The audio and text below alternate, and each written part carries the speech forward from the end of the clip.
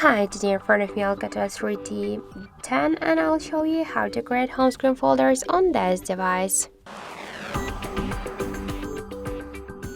So first we should hold for a while the application and then drag it up to another one, and by this way we can see that we just created a new home screen folder. If you wanna to rename it, just click once on the name and enter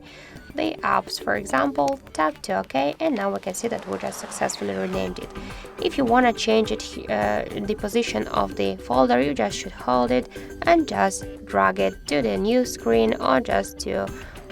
your currently home screen. Just to remove the application from the folder, you should just hold it and drag it to the home screen if you want to stay with this application on the home screen, but if you want to remove it from the folder and from the home screen, just hold it and then drag it to the right upper corner to remove icon. So that's it, thank you for watching, and if you find this video helpful, don't forget to leave a like, comment and to subscribe our channel.